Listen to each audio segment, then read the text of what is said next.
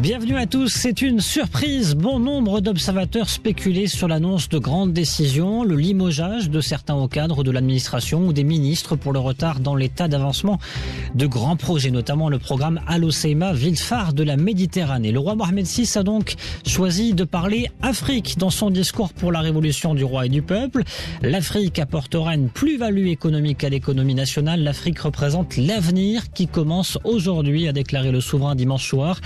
Alors où en est-on justement et comment accélérer la cadence de la conquête africaine après le retour du Maroc au sein de l'Union africaine et à quelques mois d'une probable, voire certaine, adhésion à la CEDEAO? C'est le premier sujet des décodeurs atlantiques. Vos décodeurs ce mardi matin, votre décodeur ce mardi matin, ils ne sont pas deux, il est tout seul. Hicham Hamadi, bonjour. Bonjour, je peux compter pour deux? Oui, bien sûr, ravi de vous retrouver Hicham, c'est plaisir. C'est un plaisir. Je rappelle que vous êtes analyste politique et économique. En deuxième partie, nous nous poserons également cette question. Est-ce le début de la fin du mouvement de contestation sociale à Al Hoceima? Deuxième sujet que nous évoquerons à partir de 9h45. Vos questions, vos réactions sur la page Facebook Les Décodeurs Atlantiques ou bien sur Twitter via le hashtag LDA. C'est parti. Vous avez été surpris par ce discours royal lors de la fête de la révolution du roi et du peuple, Hicham Hamadi? Franchement, non. Toute sincérité, non. Parce que Sa Majesté toujours a déjoué les pronostics. Je me rappelle lors des élections, tout le monde disait on va vers un gouvernement d'union nationale, un gouvernement de technocrates, mais Sa Majesté est toujours attachée aux institutions, à la Constitution. Donc vous attendiez vous-même à une surprise ce dimanche? Je me disais que ça serait la suite logique du premier discours qui était ferme et qui dressait un constat on va dire dur par rapport à la réalité marocaine. La suite logique, à mon avis, c'est là où il y a une cadence imposée par Sa Majesté, c'est de se dire c'est le moment de partager avec les citoyens l'ensemble de l'action et l'ensemble des réalisations qui ont été faites. Le choix qui a été fait, effectivement, c'est là où il y a la surprise, c'est d'aller vers l'Afrique et de se dire voici ce qu'on a fait durant les 15 dernières années par rapport à notre action au niveau africain, et de se dire et de dresser les résultats ainsi que les réalisations, sans pour autant, parce qu'il y avait et les projets également, et les projets, sans pour autant oublier on va dire les affaires internes. Donc oui, la surprise c'est par rapport au choix de la thématique. Maintenant, par rapport à la démarche et la méthodologie, non, je trouve que Sa Majesté est de plus en plus pédagogue dans les discours, avec l'explication de la vision, l'explication de la stratégie et les actions. Et puis après, faire le lien entre ce qui se passe, entre l'action menée par la diplomatie et son impact sur la vie au quotidien. Donc non, je trouve que c'est dans la continuité de la chose. Je trouve que de plus en plus on va vers un partage entre le souverain et ses citoyens. De plus en plus on est dans une logique où on essaie d'apporter à l'économie nationale et que l'ensemble de l'action qui est faite par le Maroc va vers le citoyen. Un discours pédagogue, donc un discours presque aussi à cœur ouvert pour l'Afrique et aux Africains. Concrètement, c'est vrai qu'on est à mi-chemin là d'une année 2017 bien remplie. Fin janvier 2017, on a vu le Maroc faire son retour au sein de l'Union africaine. En décembre prochain, le Maroc devrait donc adhérer formellement, officiellement à la communauté africaine des États d'Afrique de l'Ouest économique, communauté économique des États d'Afrique de l'Ouest. Je vais arriver, la CEDEAO. On a l'impression qu'il y avait aussi un appel à accélérer la cadence pour les entreprises et peut-être les petites et moyennes entreprises marocaines sur le continent africain dans ce discours. Exact. En fait, il y a Sa Majesté a cité l'ensemble des méga projets qui sont signés, qui sont actés avec les partenariats en Afrique, avec des phrases clés en disant que l'argent du Maroc ne va pas ailleurs, en disant que le Maroc ne part pas avec ses valises, le Maroc part avec son expertise, avec son savoir-faire qu'il met sur la table, et donc il y a un échange qui se fait avec ces pays. Et donc ça, c'est un clin d'œil au niveau local, parce que on entendait auparavant que l'argent des Marocains partait en Afrique et que ça ne profitait pas. On l'avait entendu dans la bouche notamment de certains responsables politiques proches du PJD. proches de tous bords. Il y en a aussi d'autres de la gauche qui avaient dit ça. Et donc, c'était simplement de dire que non, le Maroc, quand il part en Afrique, dans son marché naturel, dans son environnement naturel, il part avec son expertise, avec son expérience, avec un objectif économique pour créer de la richesse et de la valeur ajoutée, et donc de l'emploi au niveau local. Donc, c'est cette logique-là qui est distillée dans le discours, avec aussi un appel du pied à l'ensemble des entreprises pour suivre la cadence, suivre le pas, parce que quand il y a un méga projet ou des projets signés, il y a un écosystème qui se crée et donc de la valeur ajoutée pour l'ensemble des entreprises. Il faut simplement qu'ils prennent leur destin en main. Et surtout, si on regarde le discours dans sa globalité, c'est une forme d'exemplarité. Le précédent discours, Sa Majesté a lié la responsabilité et à rendre des comptes. Le discours en soi, c'est de se dire, voici le résultat de notre action et donc je rends compte à mes citoyens de l'ensemble de mon action. Alors lui, le roi, rend compte de l'action citoyen sur cette stratégie africaine. En revanche, pour l'instant, ce n'est pas le cas, notamment de certains responsables politiques. Je pense à Mounia Bousseta, la secrétaire d'État aux Affaires étrangères, qui s'est rendue il y a quelques semaines, notamment en Afrique, justement, pour s'enquérir de l'état d'avancement de certains projets. C'était un appel notamment du souverain. Cette mission, pour l'instant, il n'y a pas de communication sur. Il n'y a pas de communication. C'est un ministère qui est récemment créé dont l'objectif est de suivre l'ensemble des conventions et des partenariats signés par le Maroc. Je pense qu'il faut qu'on lui donne quand même un petit peu de bénéfice du doute en attendant qu'elle ait connaissance de l'ensemble des dossiers, qu'elle avance sur les projets. Connaissant la personnalité, je pense, c'est une vraie fourmi ouvrière, donc qui va prendre les dossiers, qui va les faire avancer, sans pour autant, faire part de ce qu'elle fait, quoique, dire c'est faire les projets, c'est bien, mais les faire savoir, c'est encore mieux. Donc, c'est une forme d'exemplarité que Sa Majesté a menée en disant, je rencontre, je partage, et ça serait bien que l'ensemble des autres, à savoir le gouvernement, les ministres, tous les gens qui sont au pouvoir puissent adopter la même démarche. Et d'ailleurs, dans le précédent... Faire des points d'étape et puis aussi passer à l'étape communication sur alors pas communication, communication... rendu d'étape, rendu justement de bilan, de pré-bilan.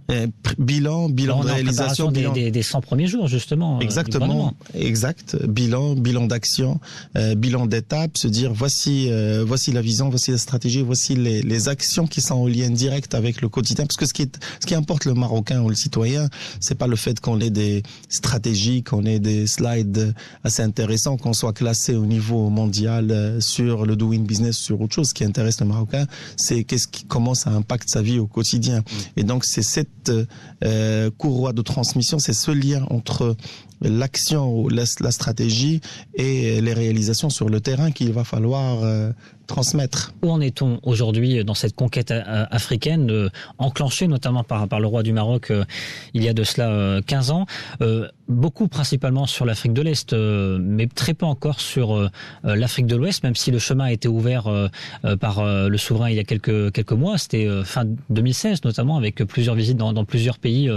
Ça veut dire qu'il va falloir peut-être encore baliser le terrain, enchaîner des visites, pas forcément du souverain en sa personne, mais de ministres, de responsables du gouvernement dans certains pays anglophones, notamment proches de l'Afrique du Sud. D'entrepreneurs, d'entreprises, pour qu'on puisse renforcer les échanges, parce que le choix qui a été fait, qui a été donné, le tempo, c'est de se dire, on va renforcer les partenariats avec ces pays, on va faire en sorte à ce que les échanges économiques et culturels puissent aller encore plus loin pour qu'on puisse encore renforcer la communication politique. Donc c'est un appel à l'ensemble des entrepreneurs, pas forcément les ministres. Enfin, Sa Majesté a balisé le terrain quand on arrive. On a vu la CGM mobilisée dans cette conquête africaine. Exactement. Il y a par contre des interrogations sur les groupements d'intérêt économique, notamment avec certains pays, la Côte d'Ivoire ou le Sénégal. Est-ce qu'il faut les revoir ou est-ce qu'il faut les supprimer, passer à une autre étape?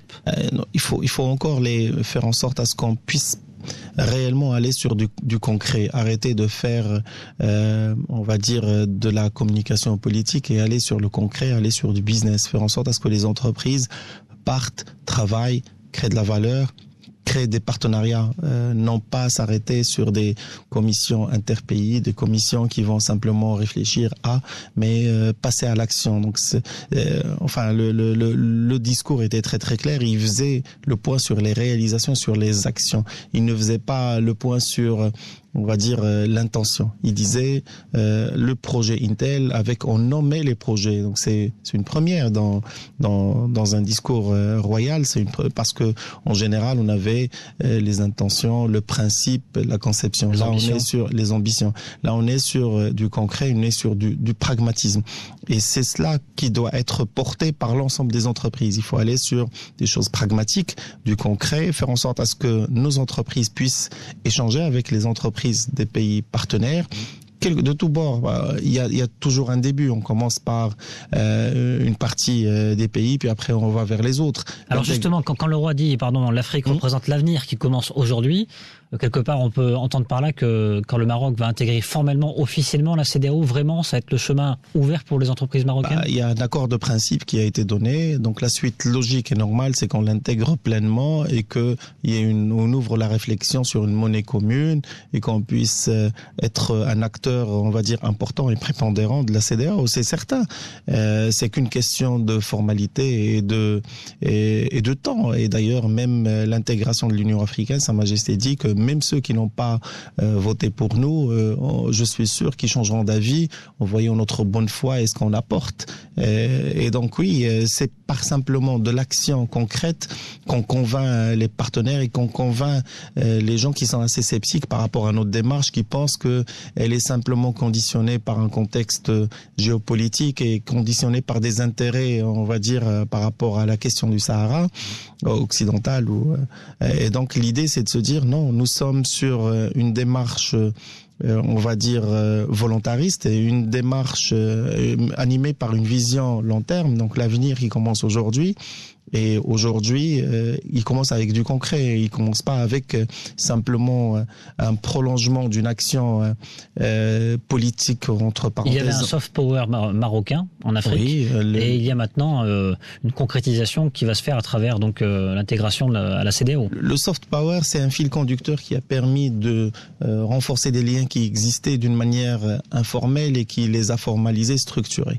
À travers notamment le retour à l'Union africaine. À travers le retour à l'Union africaine et à travers l'adhésion à la CEDEAO qui arrivera incessamment et donc avec un accord de principe. Après, il faut passer au pragmatisme parce que le concret, c'est ce qui fédère. Le fait qu'on ait des échanges renforcés avec ces pays, le fait que l'on soit présent de manière forte, le fait qu'on apporte notre expertise, c'est là où il y a du sens économique et c'est là où ça donnera du sens aux politiques. La deuxième étape du chapitre africain pour le Maroc, donc à partir de cette intégration logiquement prévue au mois de décembre. 9h30 sur Atlantique Radio, place au journal avec Karine Brunet dans quelques instants.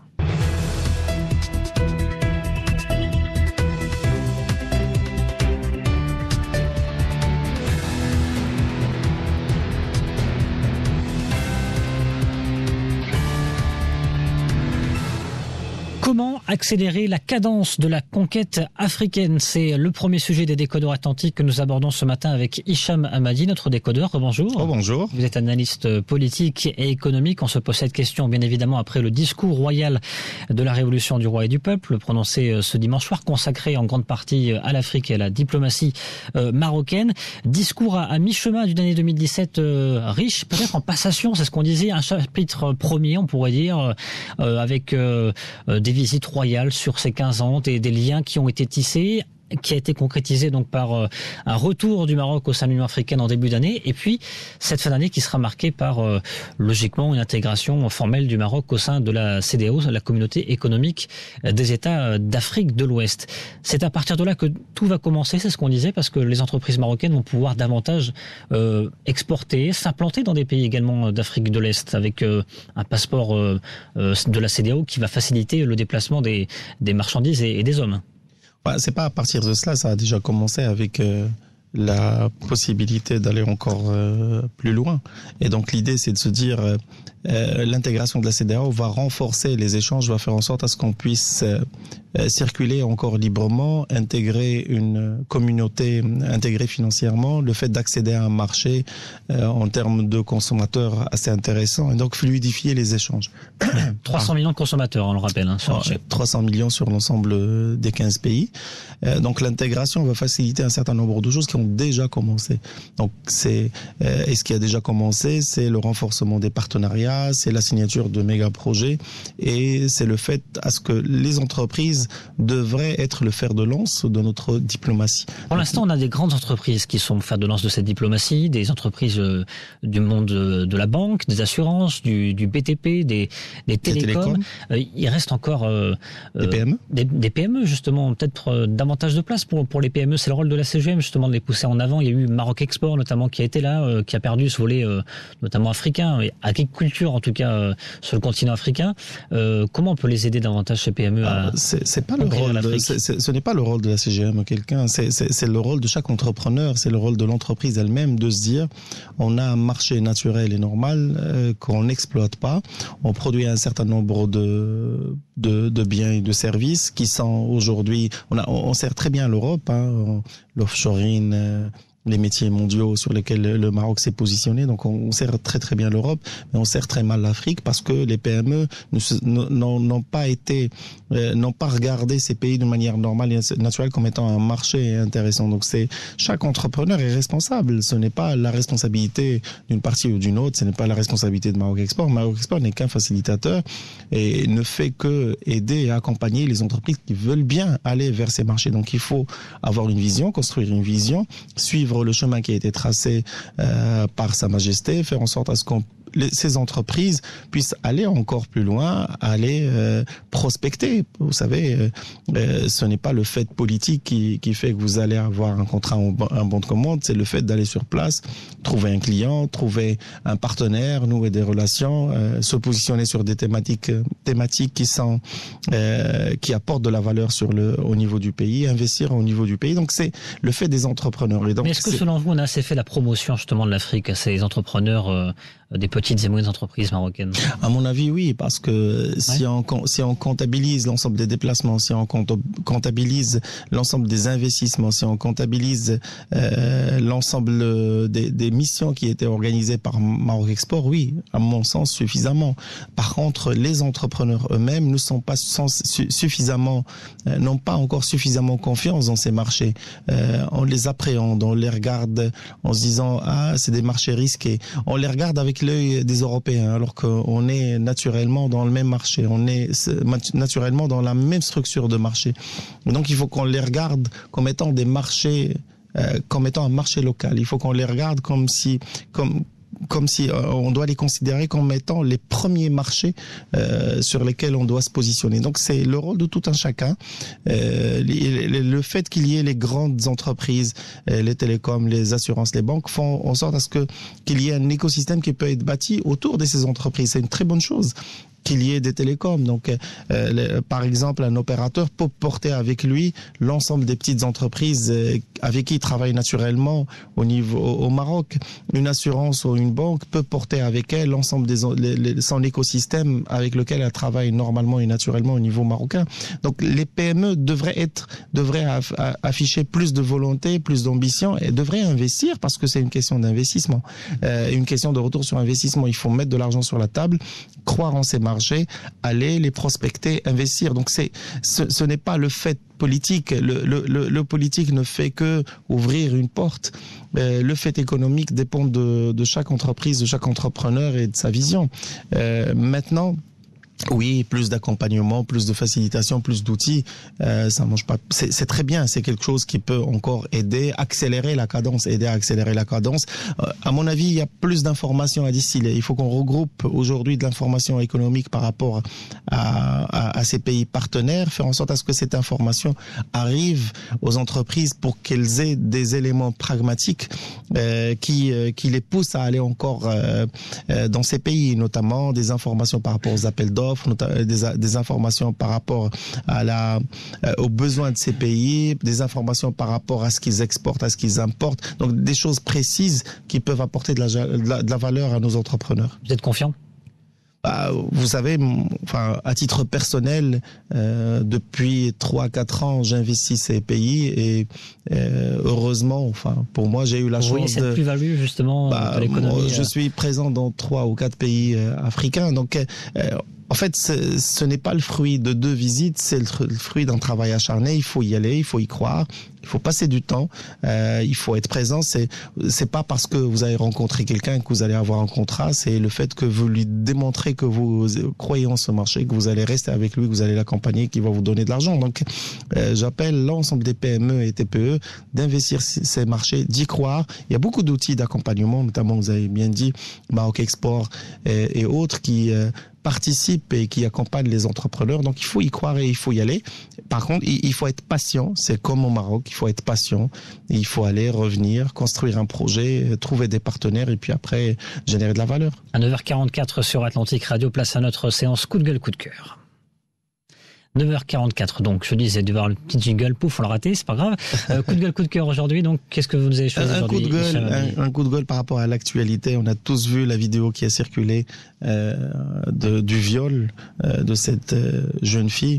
Et d'une manière générale, on a au Maroc à peu près 2 millions de jeunes entre 14 et 25 ans qui sont largués, qui sont livrés à eux-mêmes, qui n'ont pas fait d'études et qui n'ont pas de travail et qui aujourd'hui n'ont pas d'avenir, parce que il y a une démission d'un certain nombre de responsables, parce que l'État n'a pas pris ses responsabilités, ne les a pas intégrées au niveau du système. Et donc je fais un appel à ce que on puisse leur donner la possibilité d'avoir un avenir, d'aspirer à un avenir à travers, par exemple, un retour du service militaire qualifiant de 18 mois, par exemple. Enfin, on part, on fait un service et on apprend un métier, on revient avec quelque chose qui nous permet de vivre, qui nous permet d'exister. Parce que le problème de ces jeunes, c'est que ils n'existent pas dans la société ne les considère pas. Ils sont pas utiles, ils ne sont utiles que dans leur groupe. Et quand ils sont en groupe, chaque membre de ce groupe est obligé de suivre le groupe pour avoir une existence. Et c'est ce qui fait l'effet du groupe, et c'est ce qui fait que si quelqu'un commence une bêtise, tout le monde va le suivre parce que on se sent important dans ce groupe. Et il faut que la société prenne le dessus sur les groupes. Et pour cela, il faut qu'on donne la possibilité à ces jeunes d'exprimer, de faire ressortir leur énergie d'une manière positive.